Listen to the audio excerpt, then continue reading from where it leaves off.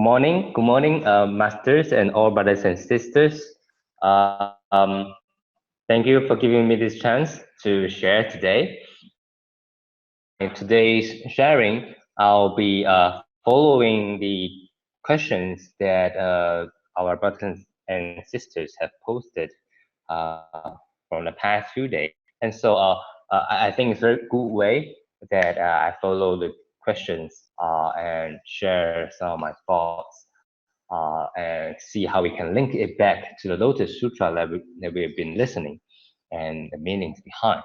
So this, when we talk about the unspoken Lotus Sutra, we're referring to this very early in the Lotus Sutra, in chapter 1, introduction. We know of this time, after the Buddha preaches the Sutra of Infinite Meaning, he didn't stood up, but sit over there and then went into a meditation. And then from his eyebrow, a very clear and pure white light flows out, and then illuminating the whole world, up to the heavenly realm, up to the hell realm. Everywhere is illuminated. And it was said, so you would say that this scenario, this whole atmosphere, this whole view is the unspoken Lotus Sutra. It literally means, without speaking, the meaning of the Lotus Sutra is being preached. So what is this idea all about? It reminds me of this picture that I took at the airboat. Early in the morning when the sun rises, and then the very pure and clean sun rays, illuminating the whole world, and then the mountain at one side, the ocean at the other side, and then all the trees and our garden, and all of everything is illuminated, and then very bright and pure. And then early in the morning, you breathe in, and then your lung filled with fresh airs and that kind of feeling. And that it's like you are surrounded by this white light, very clean and pure. So that's the feeling when we have the Buddha sitting over there, the white light flowing out, and then so that was the scenery. But the crowd was wondering, what is happening? Why is the Buddha sitting there and doing nothing? Has the talk ended? Should we leave already? Or what? What should be happening next? Everyone is like very worried and troubled. And should I stand up or should I not stand up? Very not so sure what to do. And so we have Bodhisattva Manjusri and Bodhisattva Maitreya, having a conversation to help to clear the doubts. That I've seen this scene before, and this means that Buddha is going to preach the great Lotus Sutra, so on and so forth. So what is this all about? What is the unspoken Lotus Sutra that is being spoken in this scenery? Where the Buddha sits, the white light comes out. Nothing is spoken. Something is actually being taught. So what is it? So I actually read back at preach on this segment, and I keep at this moment. That is the idea of waiting. The idea of waiting, 等待. So what is the Buddha waiting about? What is the Buddha waiting for? Why does he wait? Well, I think the idea of waiting is very interesting. When I start thinking about this idea of waiting, I think it's very interesting. You can only say that you are waiting when you are already ready, right? It's like when you ask someone out for a meeting, for dinner or something.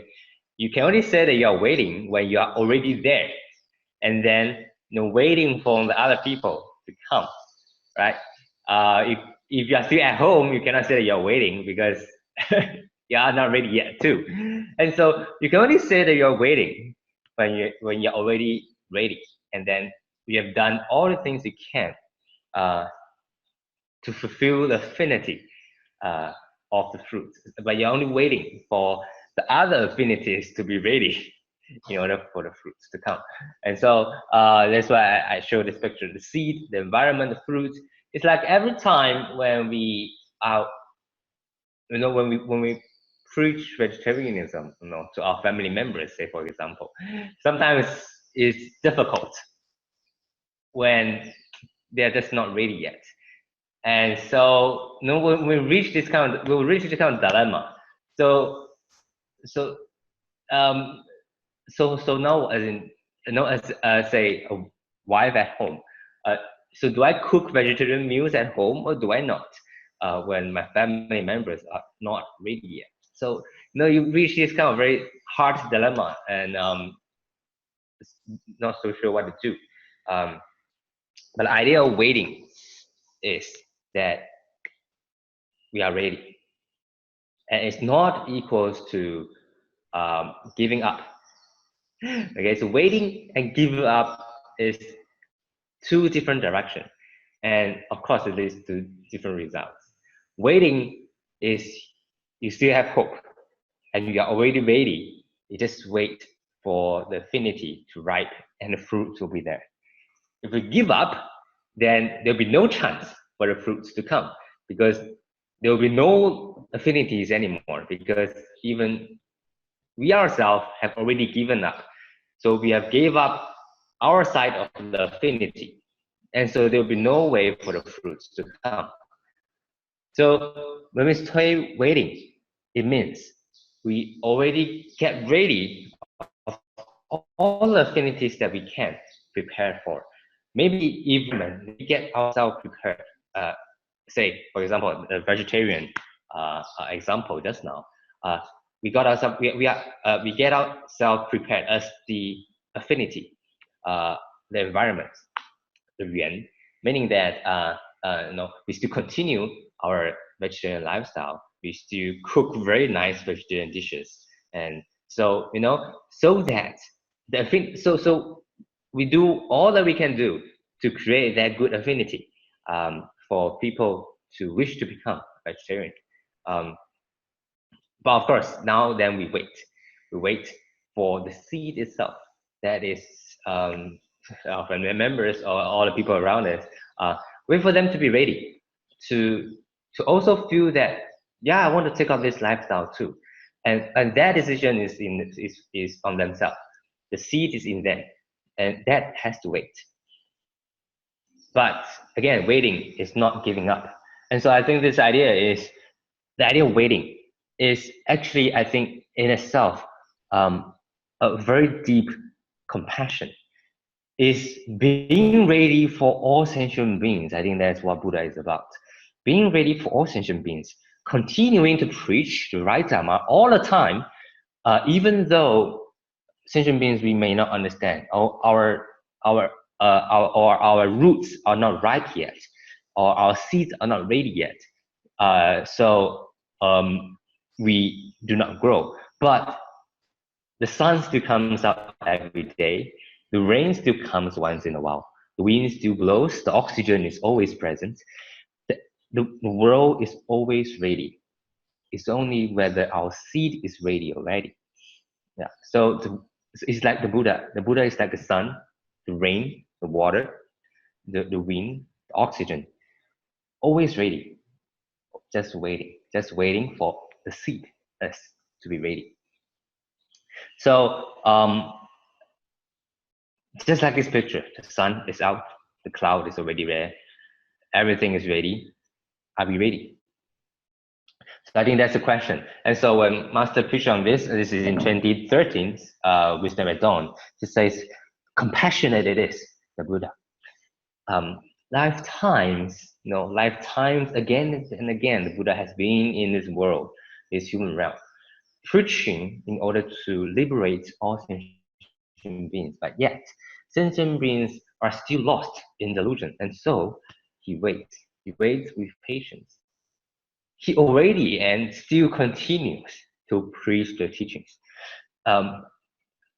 So I think that's the whole idea. So the idea of waiting is how I understand the unspoken Lotus Sutra.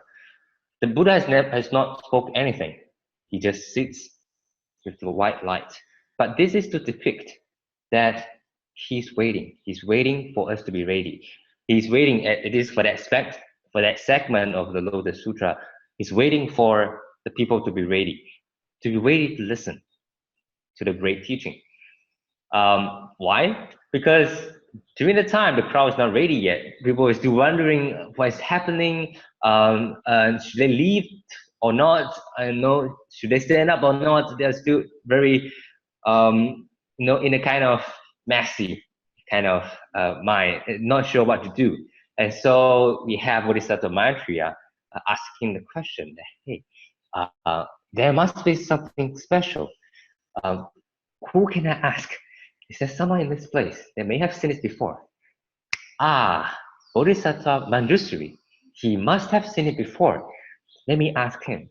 And so Bodhisattva Manjushri, recounting what he has seen before, countless eras before, the Sun Moon Bright Lamp Buddha have spoken a Lotus Sutra before. And before he spoke Lotus Sutra, again, he also, sat in such infinite meditation, and then, shown out this white light and waiting.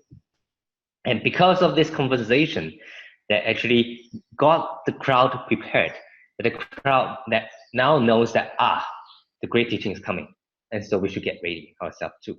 And so the crowd get ready, and so that's when the Buddha came out of the meditation and began to speak of the magnificent, the magnificent scene and state of the Buddha, and so on and so forth. The Lotus Sutra continues. And so I think there's getting ready, and waiting is the Lotus Sutra itself. The compassion of the Buddha, upholding a Lotus Sutra is being always ready, always seeking the liberation of sentient beings, always being out there to help. But at the same time, we do not have the anger or the kind of thought that, no, I've done so much for you, why you still don't change? I mean, I've done so much, why you still don't change? All this kind of thoughts, let's not let it affect our mind. But we wait. We wait, but at the same time, we continue to be diligent. We continue to be ready. We continue to be affinity that is always present. We continue to be the sun, to be the rain, to be the wind, to be the oxygen that's always present. We do not cut. We do not let affinity be stopped, or we do not let the affinity be lost. We continue the affinity and wait for the sentient being to be ready, and wait for everyone to be ready, and wait for ourselves to be ready, but continue to be present. Okay, so I think that's what I understand for this question. What is the unspoken Lotus Sutra?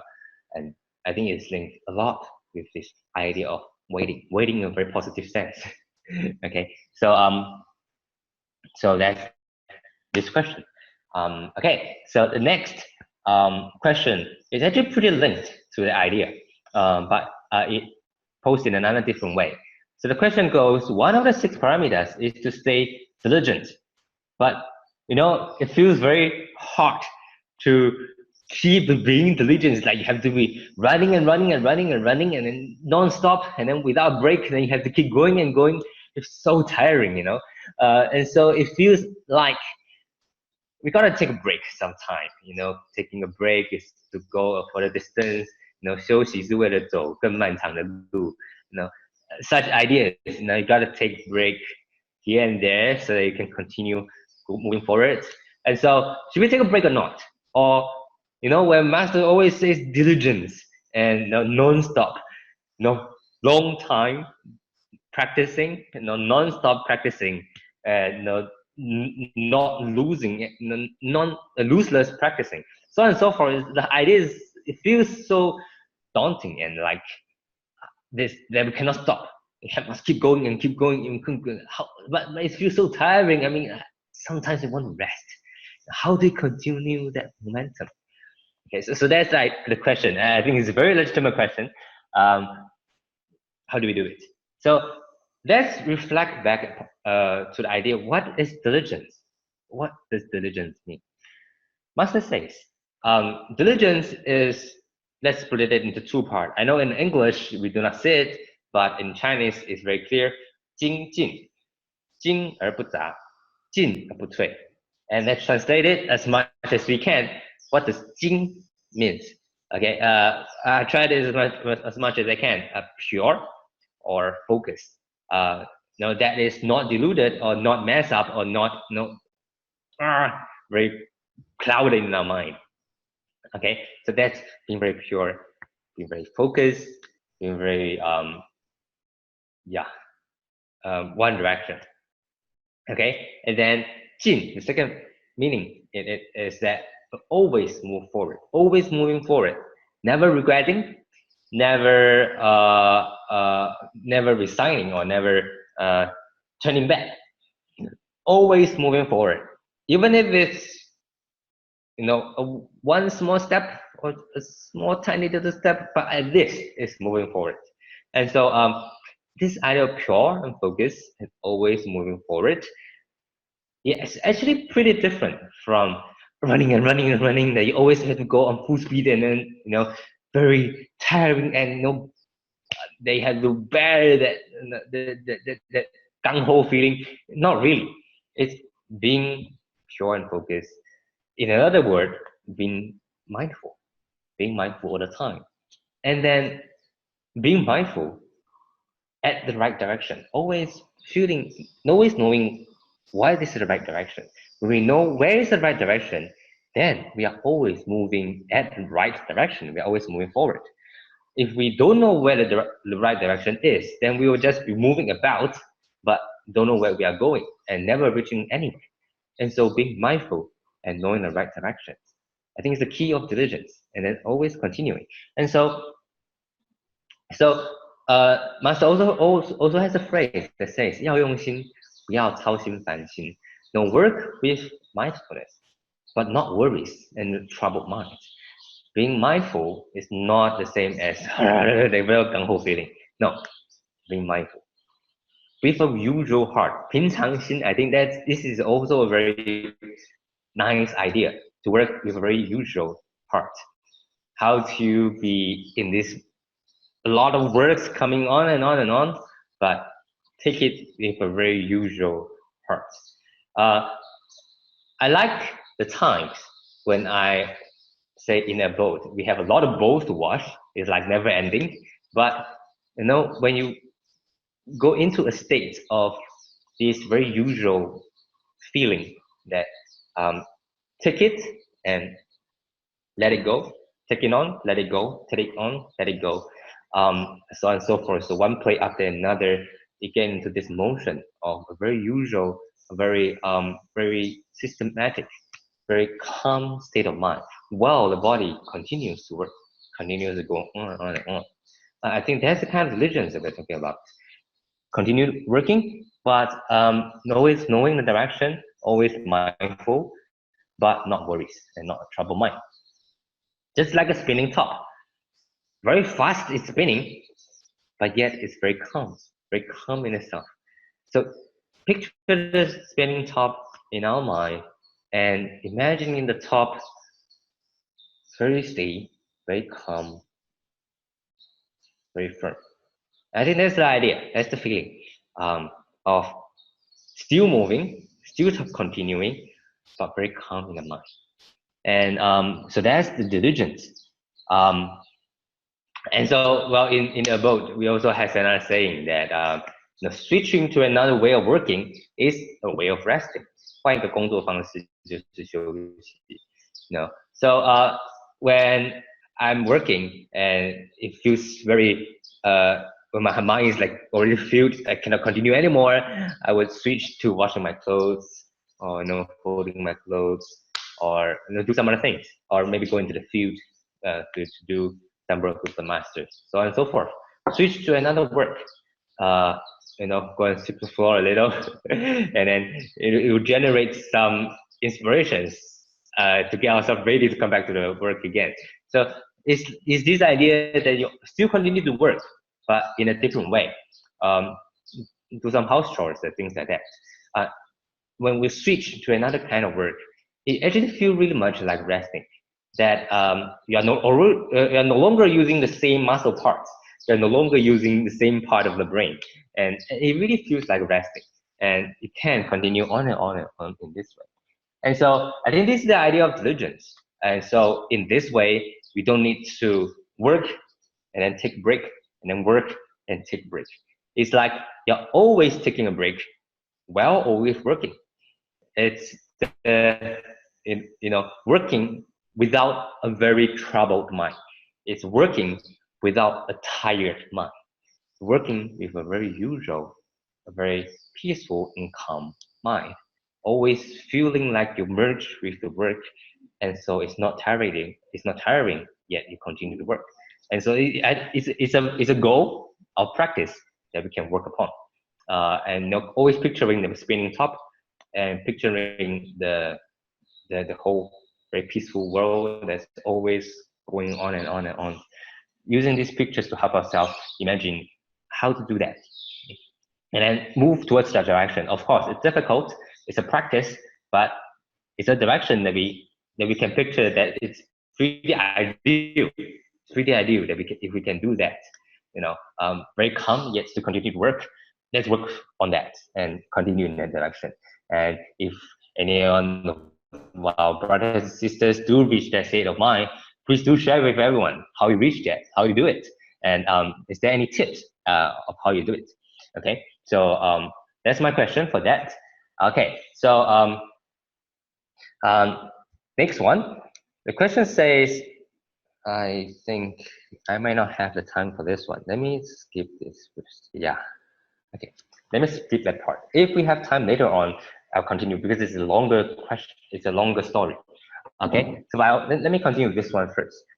This was from last week. The question says, he received this this message from someone else that says, "I pick you." Okay, and this message always comes like this.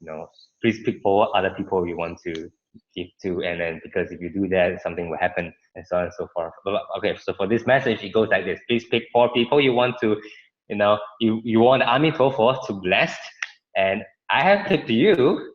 And this prayer is very powerful. This prayer is one of the best gifts you can receive. And so let's pray for one another. Very nicely put, I think. Prayer Amitofo actually means thank you for each and every day.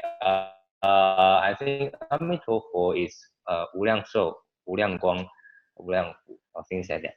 So there's fused into this word Amitofo. So we say Amitofo to everyone. It's actually a very well. It's a very good well wishes that may the person be infinitely blessed. May the person wisdom life be long and forever. Things like that. So yeah, so you continue to say thank you for your tender mercies. Thank you for giving us friends and families to share the joys about. Ask you, the Amitofo, to bless my friends. This feels very it sounds very interesting. Hope Amitofo can bless my relatives and friends and so on and so forth. And may this joy be continued. And to all those that's in pain, may you give them peace and mercy also. And for those that have any doubt, please give them confidence. And where there's a need, please fulfill their needs. Oh, Amitofo, please be there to help those in need. And so on and so forth. If you choose 4 other persons to give this to you, you'll be giving these blessings to your friends or so, and so on and so forth. Okay, so we continue to recirculate this message. That these blessings of Amitofo to continue, or is it actually right to seek blessings from Amitofo? I mean, Master Cheng has been teaching us create our own blessings, plan our own blessings, seek the blessings, and these blessings will be blessings for the world. Right? We seek blessings from Amitofo. We do that. Okay, so very interesting. Well, to me, this uh, Master Cheng has also said before that 家家阿弥陀，户户观世音. Her idea of this phrase is not from her. People says about it too. Of course, probably in different way. That hope all families has Amitofo in the family, has Guan Yin Pusa in the family, may all the families be blessed. That's probably the original meaning. But Master put it in a different way. That may every family be Amitofo. May every house be one of the Guan Yin. What does that mean? It means that Amitofo is not someone up there, like not something that we pray for. We don't seek blessings, or we don't pray for blessings and things from Amitofo from out there. No, actually, Amitofo is just right around us. Just like Guan Yin Pusa is just right around us. With 500 people with the same mind and same directions, we have one Guan Yin Bodhisattva. 1,000 hand, 1,000 eye. So Guan Yin Bodhisattva is us, is around us. Amitofo is around us, is us. And so every time when we sing the prayer, 我的心念上达诸佛听. This is from the lyrics of the prayer, our prayer. May all the Buddhas hear my prayers. Every time when I sing this phrase, I always picture in my mind, all the Buddhas are right around me. All our brothers and sisters around us, they are the Buddhists. All the people around us, they are Buddhists. They all are Buddhas in the heart, or future Buddhas. We all have the Buddha nature. The Buddha nature is all around us. It's in our heart. It's in everyone's heart. And so when we sing our prayers, we are actually singing this to the Buddha nature around us, to the brothers and sisters around us, to generate that Buddha nature, the Buddha nature manifest in every one of us. And so we hope these Buddha natures hear our prayers. We hope our own Buddha natures hear our prayers. And the Buddhas are right around us. May all the Buddhas know my prayers. May my heart be that of the Buddha's heart. May our hearts connect with the Buddha's heart. May I know what the Buddha's heart is all about. So may all the Buddhas know my prayers. When I sing this phrase, I think this is what I picture in my mind. I hope my heart can connect with that of the Buddha.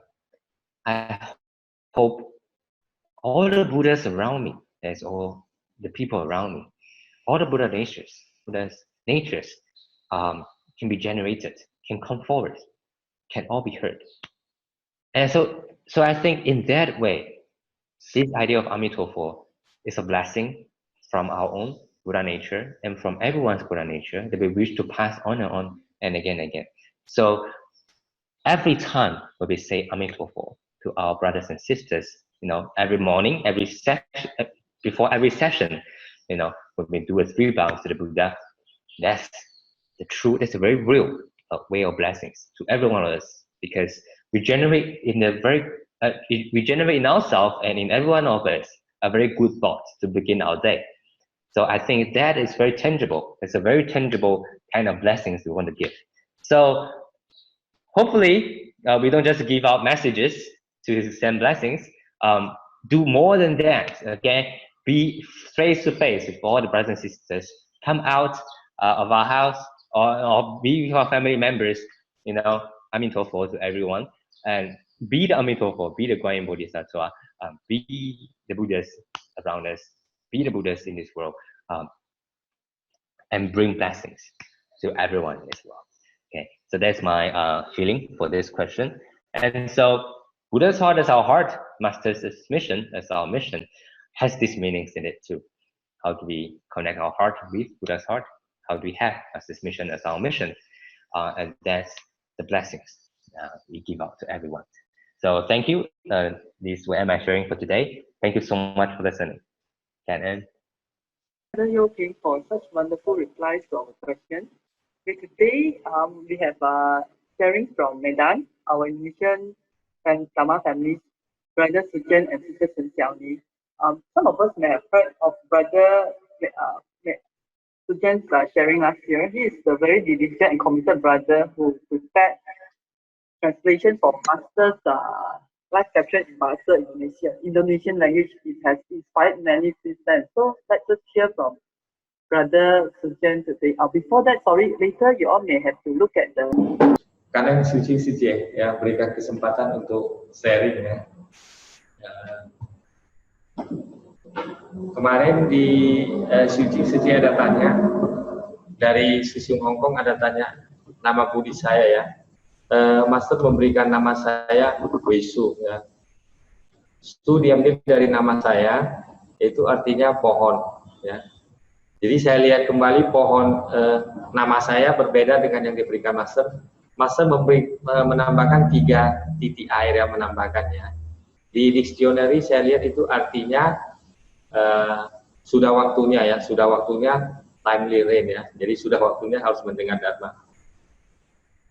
Sedikit saya informasikan, Kota Medan berjarak 2 km dari Jakarta. Jakarta ibu kota di Indonesia. Jadi kami sebenarnya kalau naik pesawat lebih dekat ke Kuala Lumpur daripada ke Jakarta ya. Ke Kuala Lumpur tidak sampai 1 jam. Oke. Nah, saya sebenarnya sebelum tahun 2013 masih belum tahu Simpasyang. Jadi saya mengenal Simpasyang itu sebenarnya di Hualien ya. Waktu itu saya membawa pasien ke sana, kemudian saya ke Jingse ya. Singkatnya, pada hari keempat ketika membawa pasien Tzu Chi Medan ke Hualien itu, kita pertamanya tinggal di apartemen. Kemudian kita belum tahu apa-apa ya. Kemudian ada temai sepuh membawa kita harus tinggal di Jingse ya. Nah, waktu itu dipesan kita harus bangun jam 3.30 pagi ya. Wah, itu kita belum pernah loh bangun sepagi itu ya.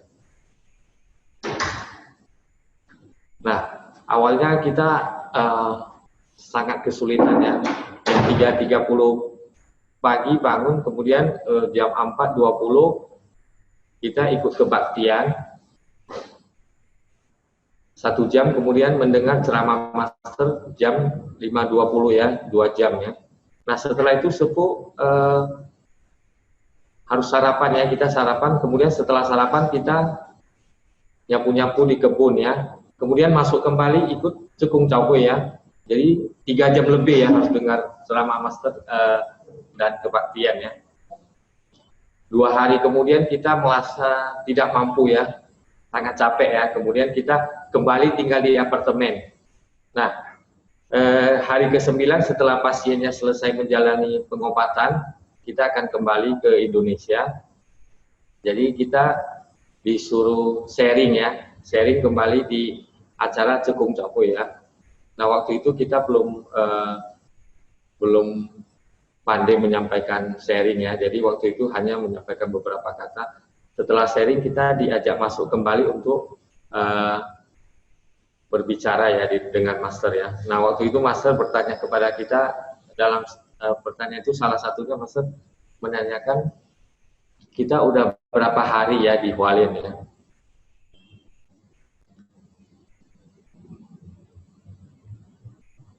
Jadi waktu itu saya jawab udah 9 hari ya kepada Master. Master bilang, saya cuma nampak kalian 2 hari ya, kita berdua ya dengan seorang sisyung lagi sekarang di Jakarta. Wah, kita waktu itu semua sisyung di situ dengan sepuh tertawa ya. Jadi kita merasa malu juga lah ya. Harusnya kita 9 hari di sana, harus 9 hari mendengar ceramah Master di Jingse ya. Nah, kemudian Master dengan sangat welasasi masih menanyakan, nah selama di Hualien itu enak nggak? Ya kita jawabnya enak lah di situ ya. Master bilang ya kalau enak tinggal di sini aja. Nah, setelah itu kita pulang ke Medan, kemudian harus tunggu berapa lama kemudian baru ada Simpasyang di Medan ya. Nah, waktu itu saya juga belum bisa mendengar untuk memahami, hanya mendengar aja. Nah, setelah sekian lama pelan-pelan saya dengan handphone ya, dengan handphone saya ada menyimpan kata-kata yang saya dengar. Kemudian selama 2-3 tahun sudah mulai bisa ya. Nah, setelah bisa itu awalnya kita seminggu 1 kali ya. 1 kali itu kemudian berubah semakin lama menjadi setiap hari ya. Waktu itu ada yang Sesiung ngomongnya saya, Sesiung kita simpasiang setiap hari aja. Saya bilang, oh oke lah, mungkin kebetulan saat itu kita sedang bedah buku. Saya dengar waktu itu ada Liu Chenjiu ya, Liu Chenjiu. Oh, udah saatnya udah tiba untuk simpasiang setiap hari ya. Nah, waktu itu saya teringat kembali ya, Master bilang cuma nampak 2 hari itu ya. Jadi sebenarnya kalau Master menyampaikan sesuatu kepada kita, berarti Master menyampaikan kepada kita semua loh, bukan kepada satu orang ya. Teringat kembali Master di bab 2 itu mengatakan ya, Sang Buddha menyampaikan kepada Sariputra, jangan bertahan di arahat ya, harus mengikuti Chenfa ya. Nah, waktu itu Master mengatakan ya, Buddha sebenarnya menyampaikan kepada semua murid Buddha, bukan hanya kepada Sariputra seorang ya. Jadi di sini sebenarnya apa yang disampaikan Master kepada saya sebenarnya juga disampaikan terutama kepada sesiung-sesiung kita di Indonesia ya, terutama di Medan ya. Jadi harus simpasiang. Nah, dari sana saya setelah simpasiang setiap hari coba mengajak orang ya. Nah, karena kesulitan, banyak yang kesulitan atau ada yang sudah mendengar juga tidak memahami, saya rasanya harus membantu ya dengan translate. Saya mencoba. Akhirnya satu hari kemudian saya menemukan cara saya berusaha mentranslate dengan sebuah sistem checking namanya Trillian sehingga bisa dibagikan kepada sesiung-sesiung secara live ya. Nah, karena saya awalnya juga tidak bisa, saya harus lebih kerja keras ya, harus lebih yungsin. Jadi di Indonesia itu kita kalau simpasiang pukul 6.40, kalau live-nya jam 5.20 ya, ini waktu Indonesia. Jadi waktu Indonesianya jam 4.20, waktu Taiwan jam 5.20 ya, kita lebih lambat 1 jam. Jadi agar kita mentranslasikan lebih baik, saya harus bangun jam 3.30, ya, kembali seperti yang diminta di Hualien. Jam 4.20 saya sudah harus standby untuk mendengar secara live ya. Nah setelah mendengar itu selesainya jam Indonesia 5.20. Jam 5.20 itu saya ada terima teks email yang udah berbentuk Mandarin. Karena kurang memahami Mandarin, saya harus dibantu dengan internet, dengan bahan-bahan yang ada. Sehingga apa yang belum saya pahami ketika mendengar pertama itu, saya harus mencari sampai yang kemudian yang live untuk Indonesia jam 6.40, saya harus siap. Saya harus mengerti secara live ya.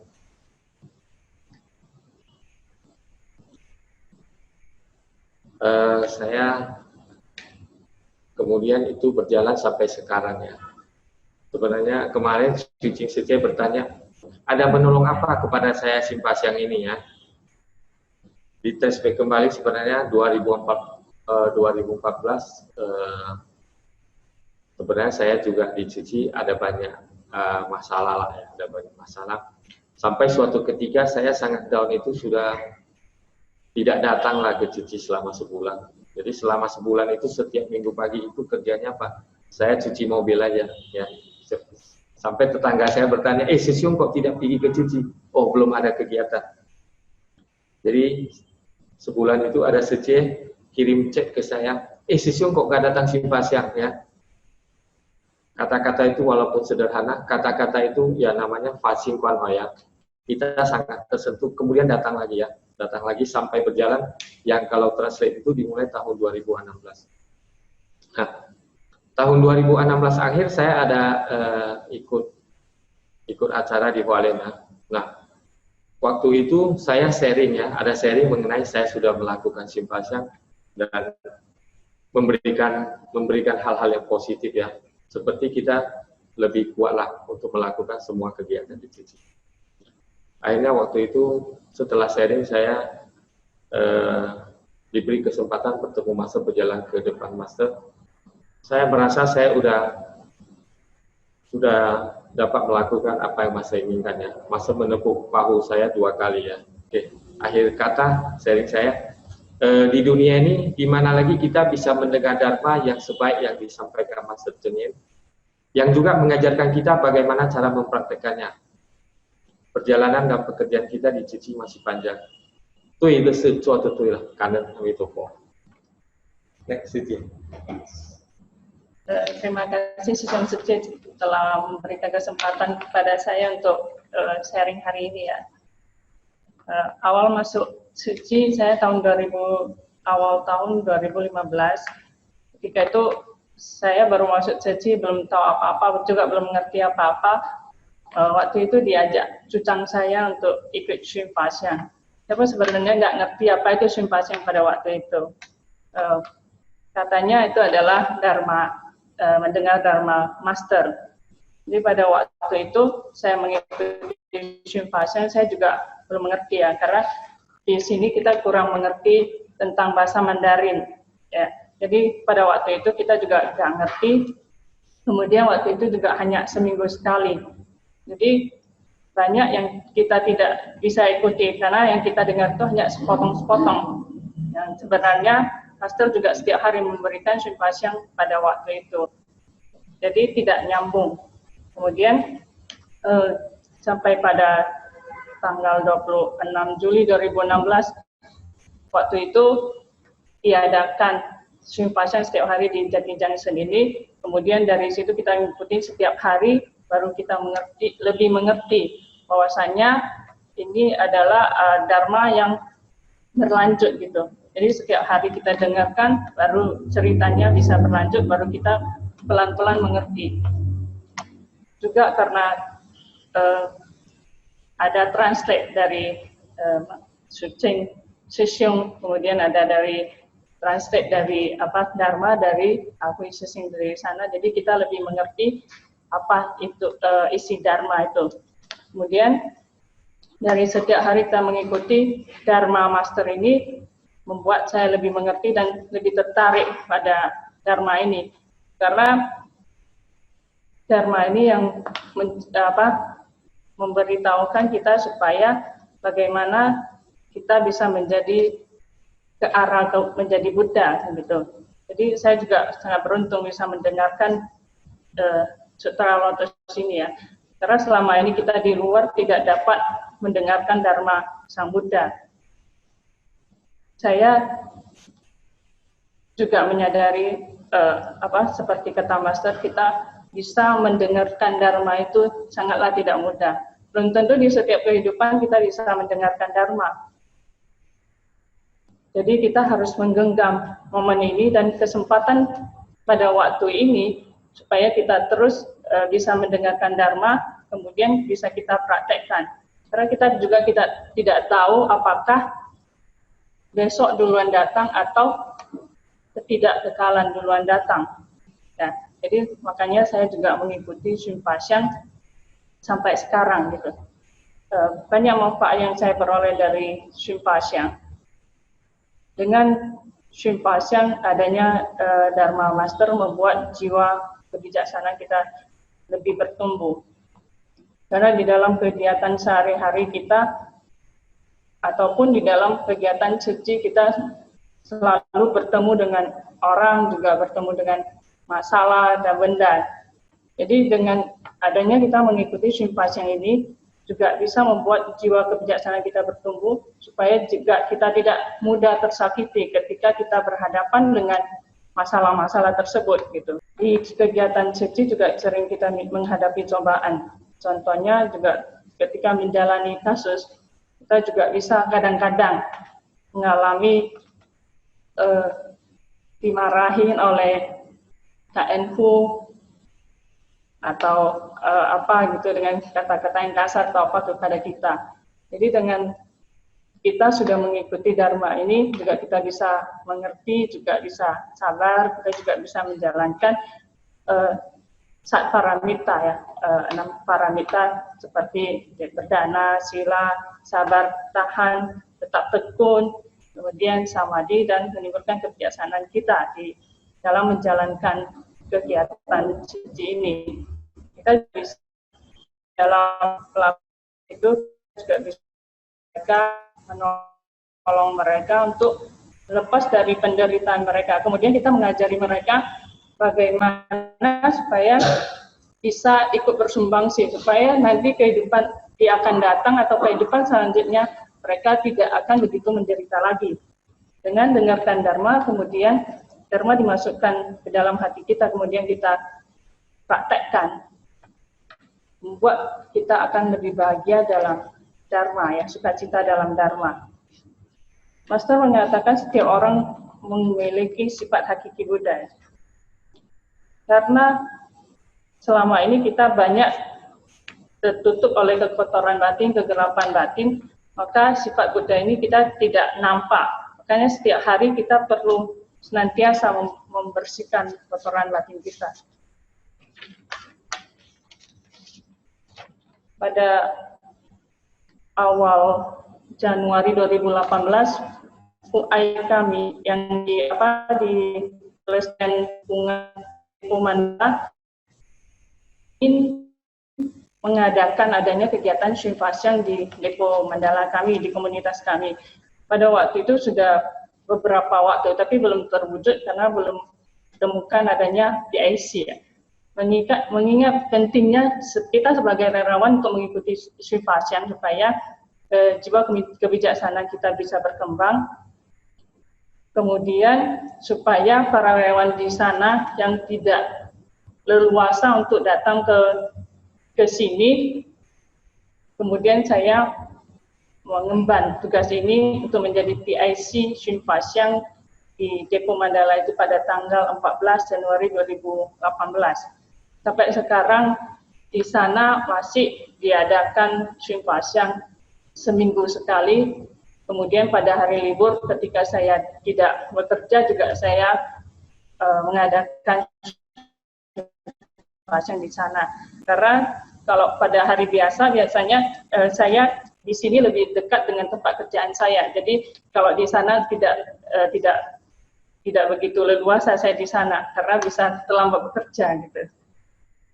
Dengan akhir kata, dengan adanya Shinfasyang banyak orang bisa mendengarkan Dharma, semoga bisa menyucikan para hati manusia yang lebih banyak lagi. Not at all. It's super amazing. I think this is amazing and cool. It is very nice. I think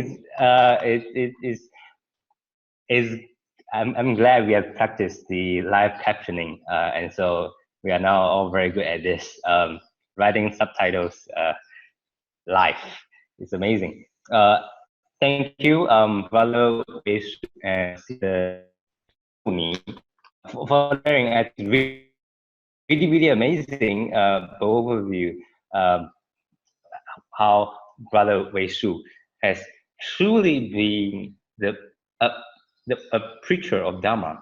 In the Lotus Sutra, we hear that a Dharma teacher is one that writes, that recites, that remembers, that writes, that preaches and explains, and upholding the Lotus Sutra.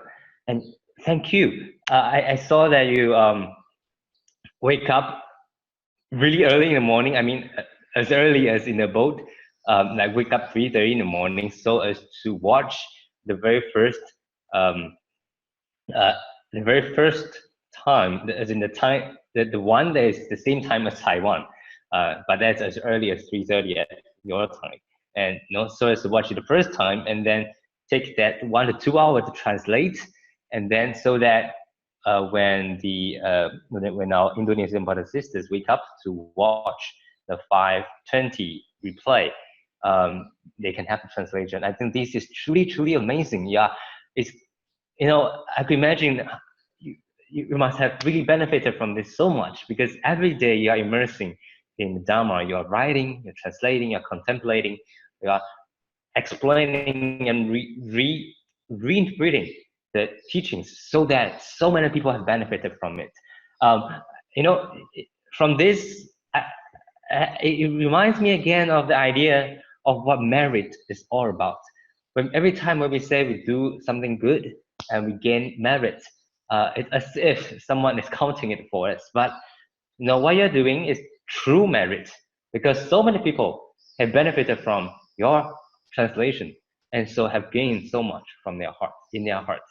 And I think that is very tangible, very true merit that we have been doing every day when we do translation. As our translation team, our English group over here, We're doing this every day, and every one of us, we're all benefiting from it. And so this is true merit that we have done. So thank you, Brother Wei Shu, for the great effort, and hope we can all continue on this. And also thank you, Sister Shoni, for the sharing. I think it's true. We are really truly blessed to be able to be in this era, this right time, to be able to hear life from Master herself. Even not, I mean, and we need to continue this on and on and on. I mean, even for the past a month or so, we've been watching the replay, the videos. But let's remember that this will be the way for us to continue to listen to Dharma when Master is no longer around. But Master is still around. Master will always be around. Master's Dharma will always be around. It's already in us. And so we must continue. The videos, the replaying, continue to translating it for more people to listen.